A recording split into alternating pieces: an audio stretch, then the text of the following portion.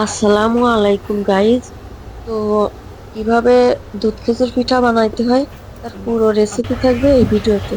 তো আপনারা ভিডিওটা দেখতে থাকুন। প্রথমে গরম পানির ভিতরে লবণ দিতে হবে, তারপরে এখানে আপনি আটা বা ময়দা যেটা ইচ্ছা ব্যবহার করতে পারেন। তো এখানে আটা ব্যবহার করা হয়েছে। তো আটাটা সিদ্ধ করে নিতে হবে রুটি বানানোর মতো করে।